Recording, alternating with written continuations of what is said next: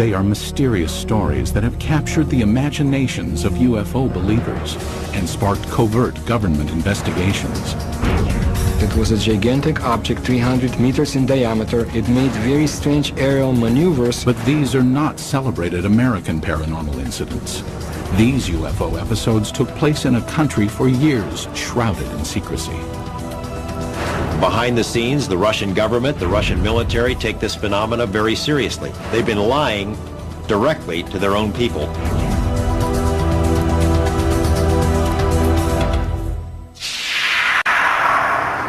May 2002.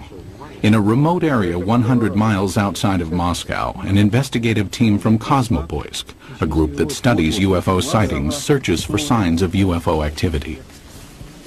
We are going to enter the forest. This is the place pointed out by local people to be the destination of different types of UFOs. Soviet ufologists have been active since the 1960s.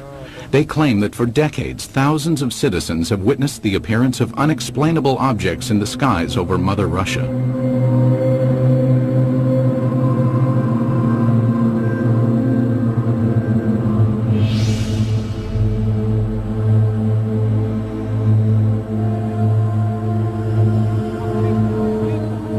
Today, ufologists in Russia work in the open and report their findings freely. This was not always the case. Before the policy of glasnost was introduced in 1985, independent investigations of UFOs in the former Soviet Union were conducted in a climate of secrecy and fear. At times, official government policy denied the existence of UFOs and any UFO activity, and prohibited anyone from reporting otherwise. The UFO research in the former Soviet Union was a very complicated matter because one had to deal with overall state secrecy. Meanwhile, the Soviet government was involved in covert UFO investigations of its own.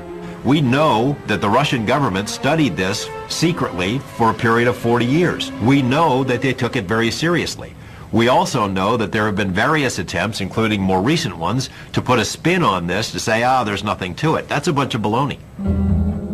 The results of the Soviets' most far-reaching secret UFO study became public in the year 2000. The inquiry started in 1978 and took 13 years to complete. The investigative team consisted of top scientists and military experts, and was completely clandestine. Certainly, this collaboration between the Academy of Sciences and the Ministry of Defense was not paraded. I mean, formally, these studies were closed. Classified organizations took part in these studies. This research should have a secret character. Colonel Boris Sokolov was the coordinator of the investigation. Shortly after the fall of the Soviet Union, he met with American investigative journalist George Knapp. Sokolov told us that just as in America, 90 to 95% of these cases could be explained away, but the remaining 5 to 10% could not be easily explained. The 13-year Soviet UFO study scrutinized some of the most puzzling sightings in Russian history. In 1968, a cameraman documenting a test of a Soviet jet fighter noticed a huge triangular object in the sky. He focused his camera on the object and caught it on film. In 1977, an unusual aerial display sent tentacles of light streaming down over the town of Petrozavodsk. Some claim the event caused fine holes to be glazed in glass windows and concrete. In 1982, military personnel at an intercontinental ballistic missile base witnessed several brilliantly lit orbs overhead. Seconds later, a warning light indicated a missile had switched to the prepare to launch mode. Had an alleged UFO come close to starting a nuclear attack?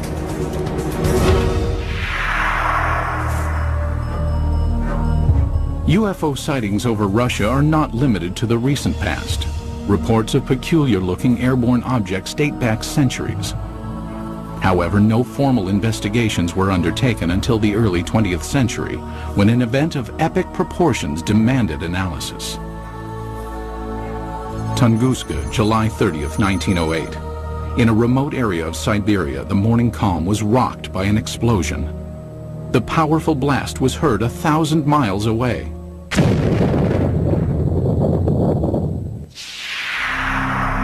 There was an enormous firewall blast, something on the order of 15 megatons of equivalent energy, which is roughly 1,000 times that of the Hiroshima blast at the end of the Second World War. This was an extraordinary event.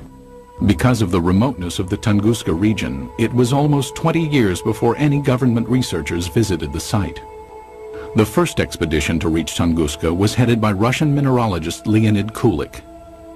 When the initial expedition got to the Tunguska area in 1927, the natives were reluctant to show the scientists into the region because they thought the god Agdi had devastated the area because of the wickedness that was going on, and he had destroyed the trees, killed the animals. Kulik eventually convinced locals to direct him to the blast location. Believing a meteorite had caused the massive explosion, Kulik assumed he would find a crater at the point of the meteorite's impact. To his surprise, there was none. He looked for meteorite samples on the ground because often when an object hits the Earth, it throws up debris, and the debris is recoverable around the edges of the crater. But of course he didn't find that either. What Kulik discovered has stirred UFO debate for decades. At the blast's epicenter was a frozen swamp with an untouched clump of fully grown trees in the middle. Circled around the grove, 10 million dead trees lay in a symmetrical ring, seemingly mowed down by a cosmic scythe. So here we have an enormous blast site with no crater, no fragments or meteorites around the rim of the crater, and this radial pattern of burnt trees knocked down for some 20 miles in all directions. In the years that followed, others traveled to Tunguska to study the unusual occurrence.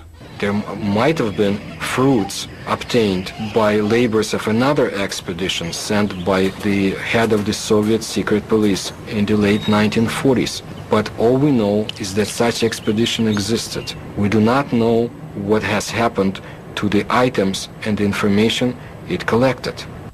Further baffling ufologists were reports of radiation damage in the Tunguska blast region. There were also some reports of mutations taking place in plant life, and even some humans apparently suffered some gene damage. In 1947, Russian Army Colonel Alexander Kazantsev developed a remarkable theory based on information about the devastating consequences of America's atomic bomb attacks on Japan. He was listening to the report about the nuclear bombardment. The announcer gave a very long and very detailed description of how and in which direction trees, houses had fallen, and so on, how everything was hit. He realized that what had happened in Hiroshima, exactly the same happened at Tunguska, only nearly half a century ago. Kazantsev hypothesized that the nuclear-like devastation seen at Tunguska must have been caused by the crash of a nuclear-powered alien spacecraft. But the scientific community rebuffs the UFO theory. Scientists claim the Tunguska explosion was caused by a rare but explainable natural event. They believe an asteroid dropped to just 3 miles above the Earth's surface and then exploded. As the object came in, it was being decelerated and squeezed by atmospheric forces. It blew up with the force of a hydrogen bomb. The shock wave smashed down the forest, knocking trees away from the blast and resulting in a pattern away from ground zero. But how would an asteroid explosion explain the reports of radiation damage in the Tunguska area? Scientists say it can be attributed to the sheer magnitude of the explosion. As we mentioned before, the blast itself was 1,000 times greater than the Hiroshima blast at the end of World War II. The blast would have generated a series of very high-speed charged particles and would have been the cause of some of the mutations in the gene structures of plants and animals. But to this day, scientific explanations do not satisfy many ufologists. I have been several times to the place where the Tunguska body fell. I intentionally call it body, not meteorite. I mean, the catastrophe of an asteroid, of a comet, or of any other natural body cannot lead to such consequences.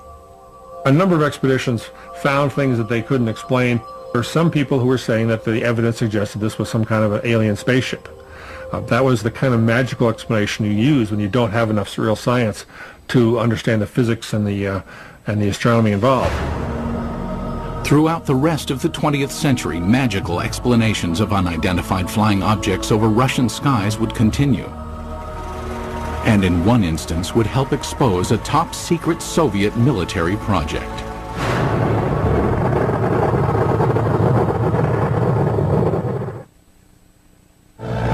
It was 1948.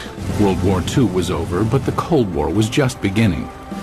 Soviet leader Joseph Stalin had initiated the Berlin blockade and directed his scientists to develop a nuclear weapon to rival that of the United States. It was during this period that some claim Stalin grew concerned about UFOs.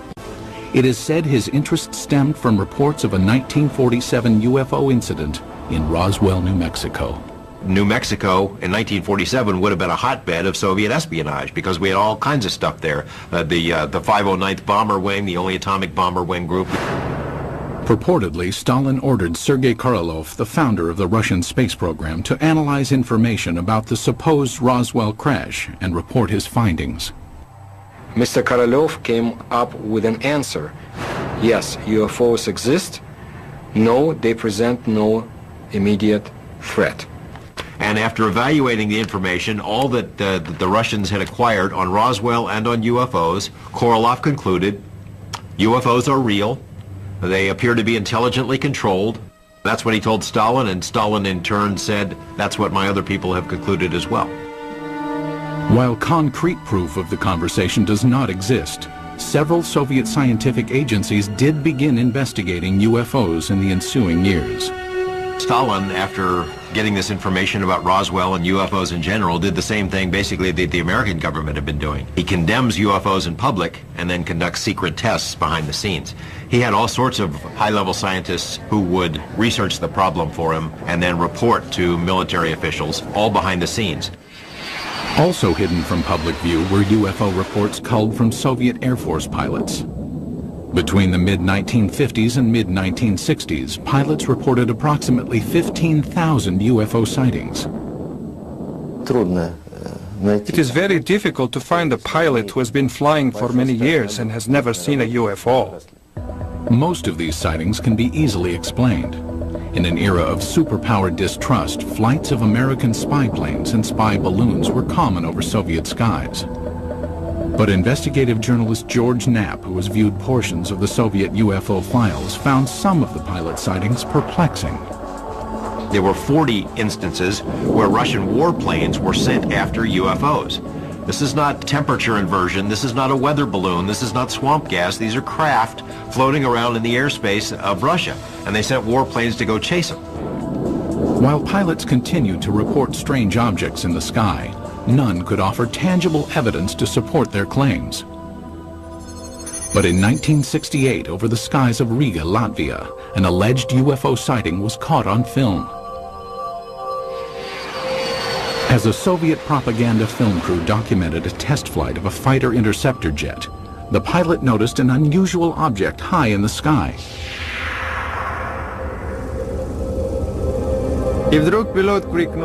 And suddenly the pilot shouted, "Look, film it!"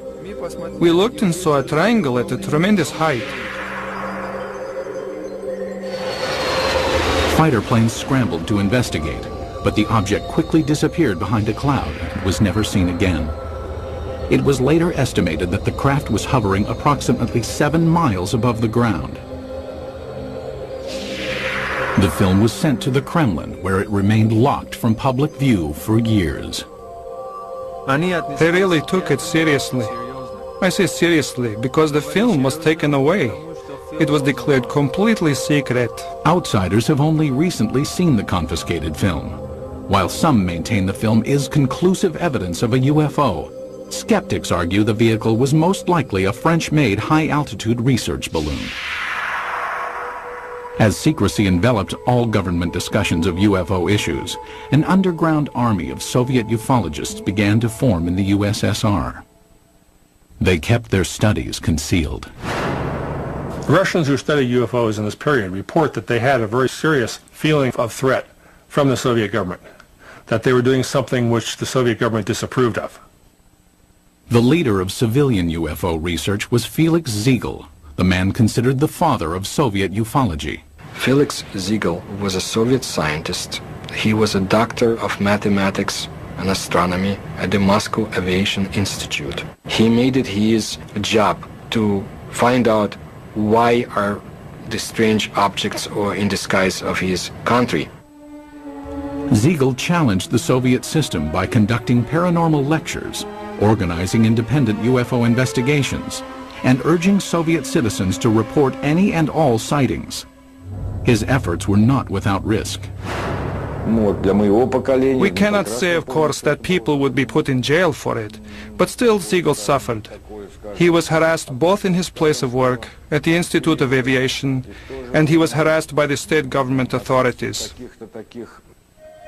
Ziegel and his investigators spread information about UFO sightings through an underground press network. Samizdat, private publications used to disseminate information, were strictly forbidden by the Kremlin. In his time, brochures were printed in a samizdat way. They were collections of observations and letters, typed in 5 to 10 copies. All materials were typed with the use of carbon paper.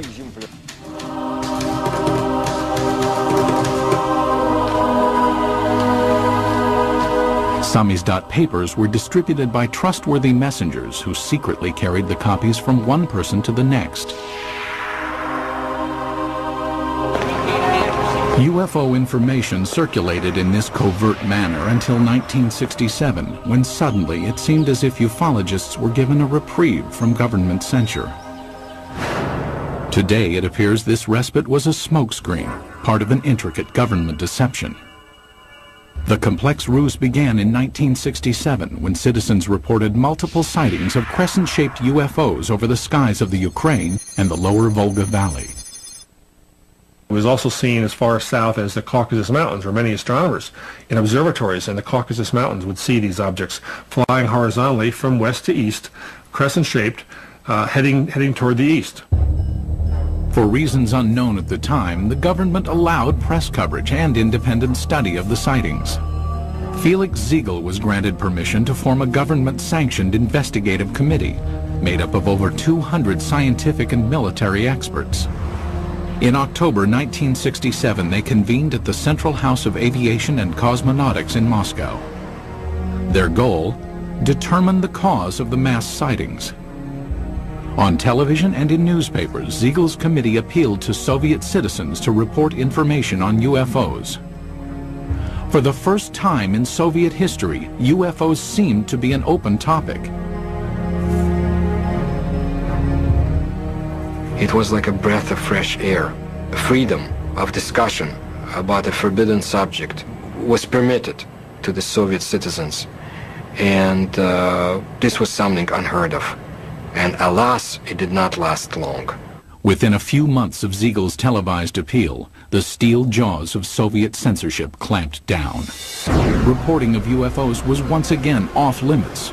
The subject was dropped from the controlled media, and Ziegel's committee was ordered to disband. The committee was to encourage people to report. As soon as the reports began to gather, somebody in Moscow quashed the activity, canceled the committee, canceled publication of further works, and put a lid on it. Cries of a Kremlin whitewash were immediately sounded. Why the cover-up takes place, I don't know. Is there a cover-up? There's no question about it. But what they were covering up is the question. UFO buffs believe they were covering up alien visitations. I think the evidence is clear they were covering up descriptions of their own secret military aircraft and missile activities and satellite activities. Scientist and NASA consultant James Oberg came to this conclusion in 1977 after studying Soviet space vehicle launch patterns and comparing them to the dates of the 1967 sightings. He deduced that the crescent-shaped objects witnessed in the sky were not alien in nature, but could be attributed to secret tests of a new Soviet missile warhead.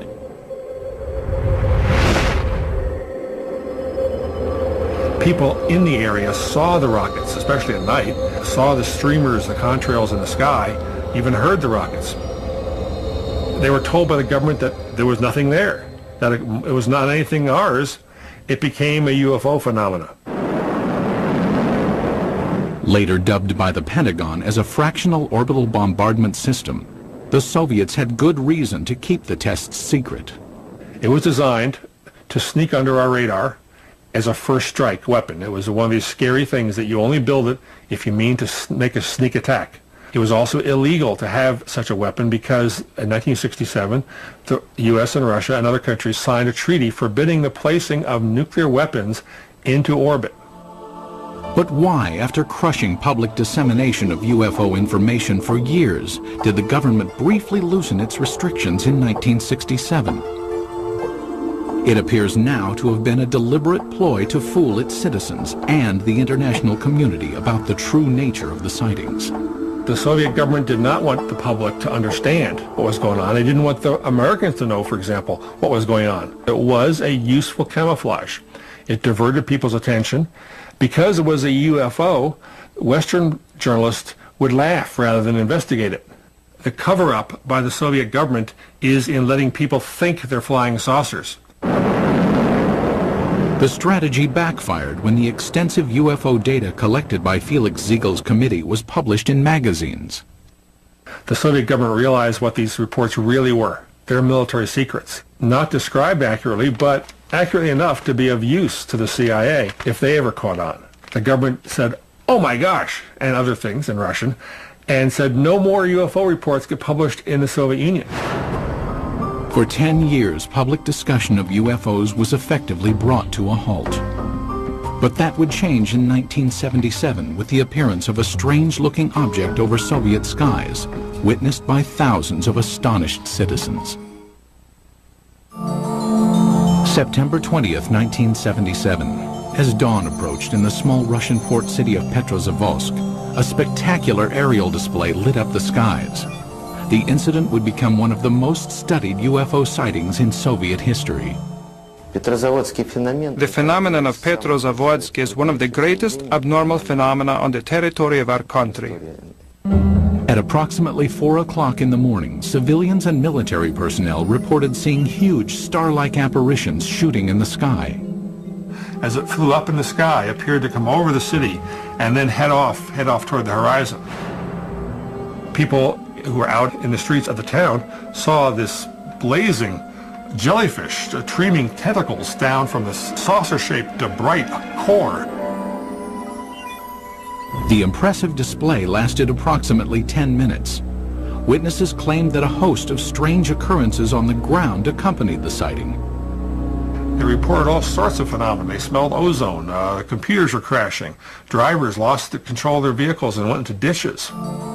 Perhaps the phenomenon most difficult to explain was the appearance of finely glazed holes in glass windows and rocks around the city. There is no explanation for this fact, but the connection is direct by the time parameters.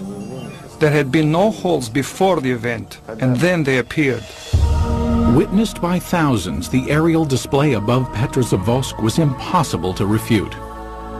While the sighting remained a mystery to Soviet citizens, NASA consultant James Oberg quickly discovered its origins. Because of my connection with the space program and my knowledge of satellites and rockets, I was able to find out within a matter of hours. There was a rocket launching that morning from a secret space center north of Moscow at precisely the time people were seeing this UFO. The jellyfish-like display was triggered by the launch of the Cosmos 955 spy satellite. As the rocket engine contrails were backlit by the rising morning sun, it produced the tentacle effect observed by witnesses. So this what they call basically the smoking gun of Soviet ufology. They call it a Medusa, or jellyfish UFO, because it was streamers of light coming down from the streamers in the rocket engines of the rocket, as it turned out. As with previous mass sightings, the government had ample reason to keep the truth hidden from Soviet citizens. The satellite was launched from a secret military space center called Plesetsk, one of several undisclosed missile bases scattered throughout the Soviet Union. Most ufologists accept the satellite launch as the cause of the aerial display. But many argue it does not fully clarify the mystery. How shall we explain the appearance of some beams that burnt the glass? When the pieces of the glass were analyzed at the Institute of Metrology in Moscow, they concluded that these holes resulted from badly glazed window glass. That is, a purely technical defect took place. I do not believe that the launch of a secret military satellite would explain the holes that were made in the glass. My personal opinion, no, this was not man-made technology that's responsible for such effects.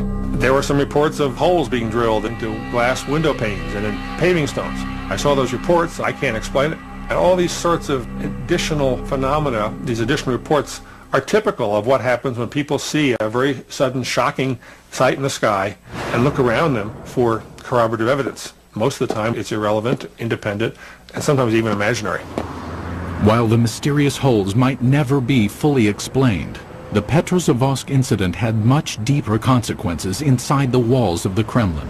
The upshot of this incident was the decision of the Soviet government to create a secret program to study UFOs.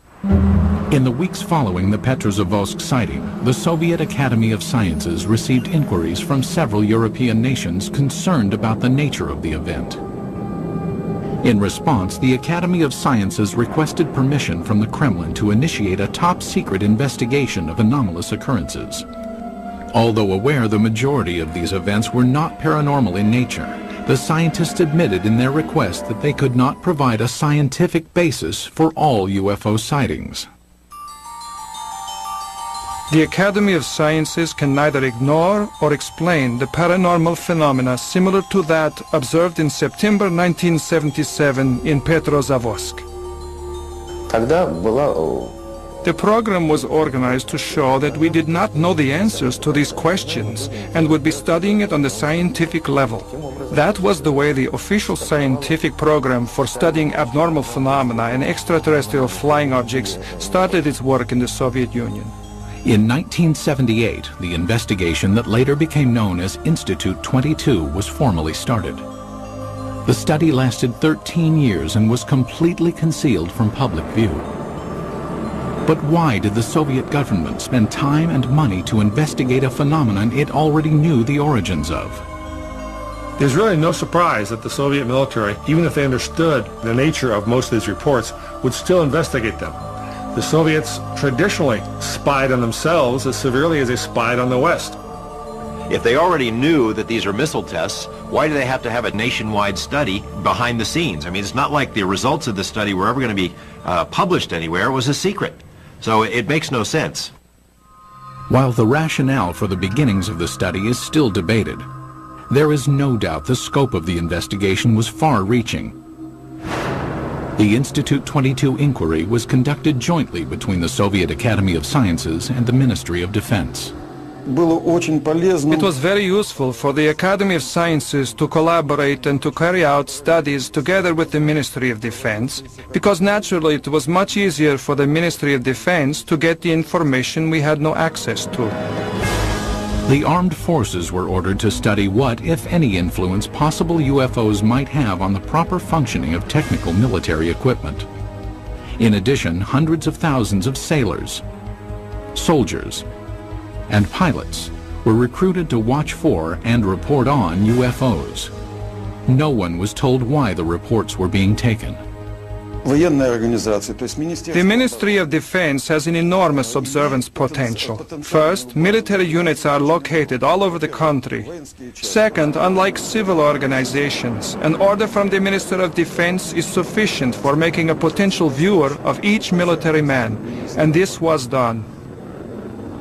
Every single unit in the vast Soviet military empire had to comply with this study. That is, any UFO, any anomalous object, any ball of light, any strange thing in the sky whatsoever had to be fully investigated. Scientists were directed to investigate the physical nature of alleged paranormal phenomenon. The data collected by the military and scientists was analyzed in a lab located in a nondescript building in a suburb of Moscow. The personnel of the laboratory were not numerous, not more than 10 people, and this number was never exceeded. But the specialists from almost all the scientific areas worked there, from a physician to specialists in radioelectronics, meteorology, and astrogeophysics. Practically all the specialists were represented there. It was done in order to study all possible aspects of UFOs.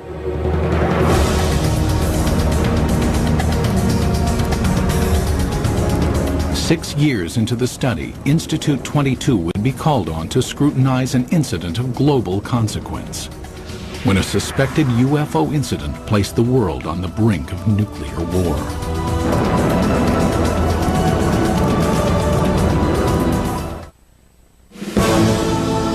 The early 1980s were a time of tense relations between the Soviet Union and the West. The era of détente had ended, and the Russian landscape was studded with intercontinental ballistic missile silos. Each contained nuclear weapons aimed westward. It was at one of these silos that a reported UFO incident caused a nuclear scare. Today, this ICBM silo in the Ukraine is deserted, dismantled in compliance with a nuclear arms reduction treaty between the U.S. and USSR. But at this silo in 1982, something went terribly wrong.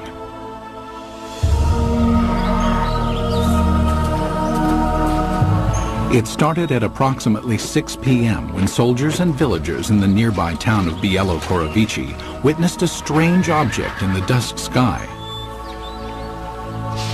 A military officer at the time described what he saw. I was riding a motorcycle not far from here. I saw a large object in the air. It had a perfect geometric shape.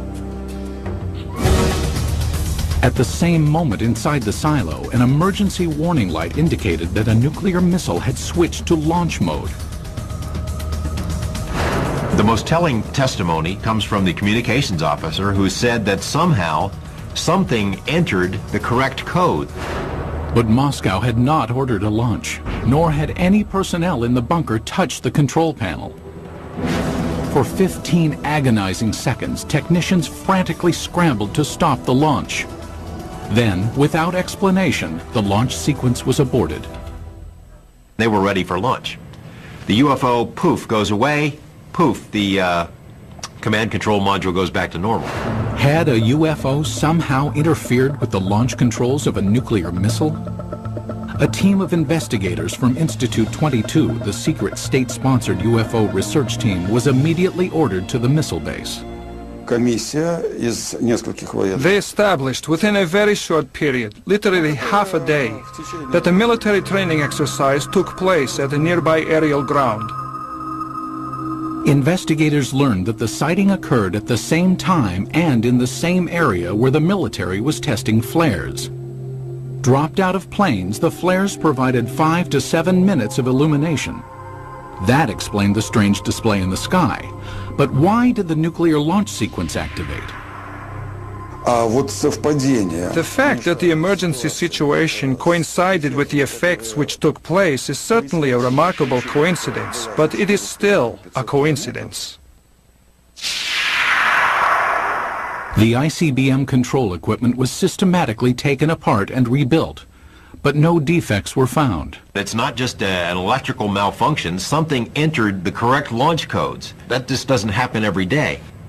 We hear from our government UFOs are not a matter of national security. The Russian government has been telling its people the same thing. They're trying to confuse us. This incident is clear evidence, if ever there was, that UFOs do carry national security implications. After examining the ICBM episode, the investigative team of Institute 22 continued to scrutinize various sightings around the country. Some who reported UFOs had a much closer view than those on Earth. Cosmonauts. The first man in space, Yuri Gagarin, is quoted in the Thread 3 documents as saying, "I can tell you that UFOs are real, and if you allow me, I'll tell you a lot more." The second man in space, cosmonaut Titov, said that there were 7 UFOs dancing around his space capsule during his brief flight into space. However, even to this day, most cosmonauts are reluctant to speak about any unusual phenomenon they witnessed in space. There's a ridicule factor, there's a laughter curtain, there are career consequences from reporting a UFO and taking it seriously. But in this rare interview obtained by the History Channel, 2 cosmonauts spoke of unusual objects they encountered in space. Many cosmonauts have seen phenomena which are far beyond the experiences of Earthmen. For 10 years, I never spoke of such things. Former Commander Vladimir Kovalyonik of the Salyut 6 space station revealed that on May 5, 1981, he observed an unrecognizable illuminated entity outside the porthole of his craft. The object had an elliptical shape and flew with us. It only flew straight, but then a kind of explosion happened. It produced a golden light, very beautiful to watch. A second explosion followed, and 2 spheres appeared. As we entered the darkness of Earth's shadow, I could no longer see them.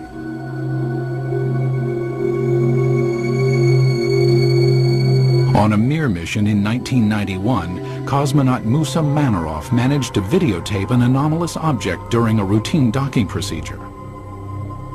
I was looking out the biggest window. It was directly in front of me. I am familiar with the construction of all spaceships, but this was different. There is ongoing debate about sightings of unidentified objects by cosmonauts and American astronauts alike.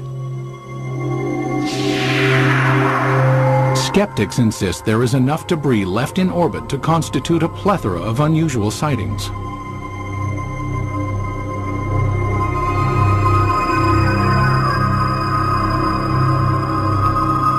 As cosmonauts traveled amidst the stars, the 1990s saw major changes take place on Soviet soil.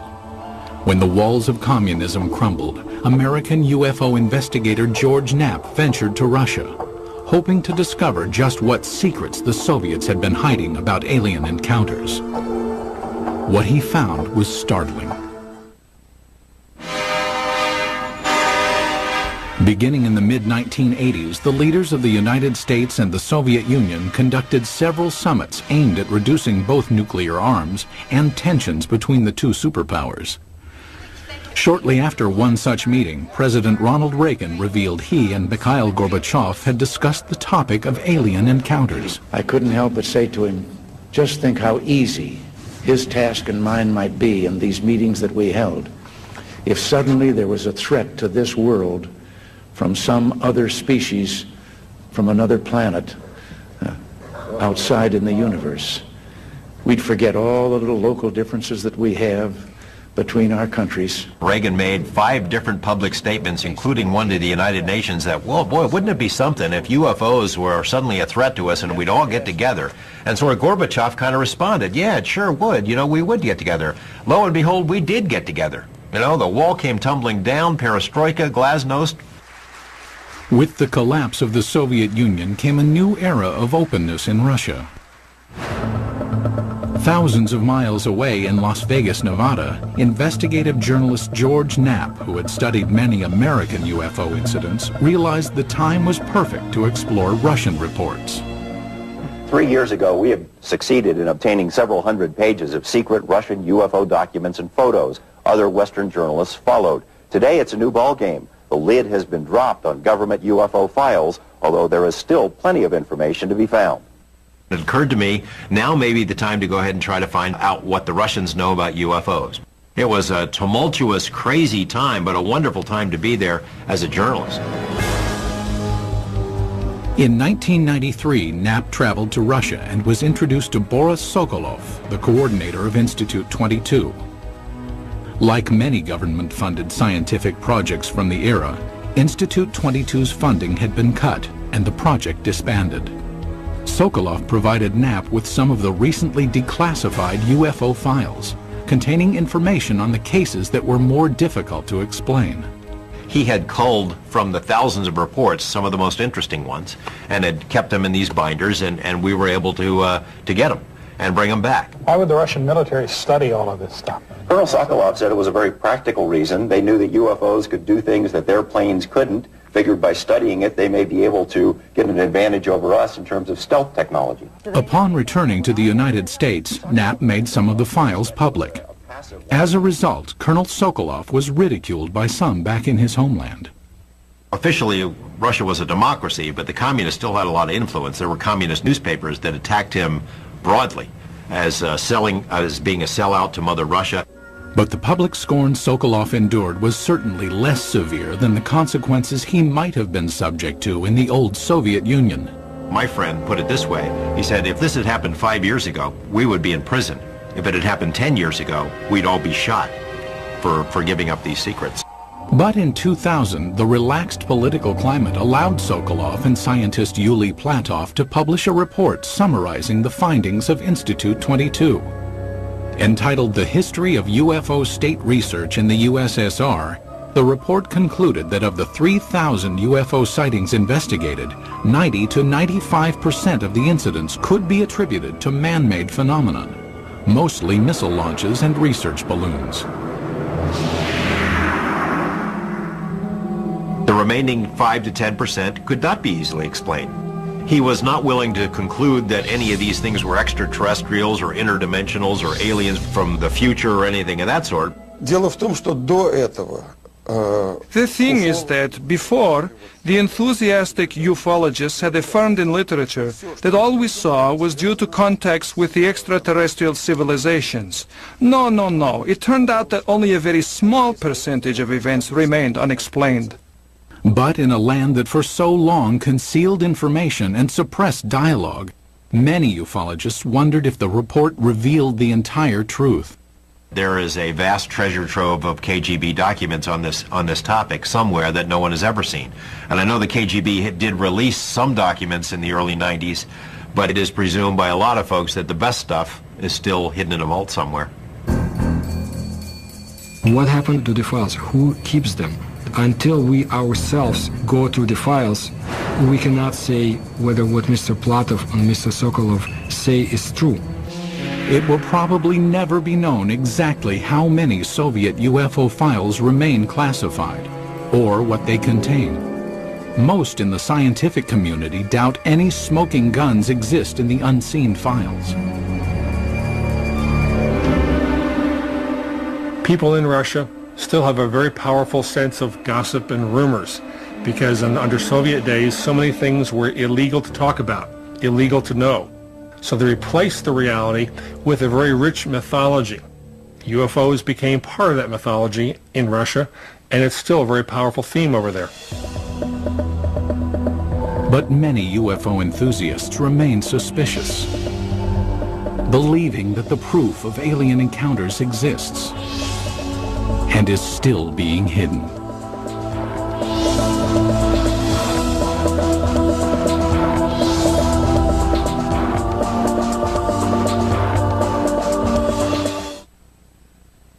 Looks like your everyday move for this team of mega movers. That is, until a massive hurricane threatens to foil the whole plan.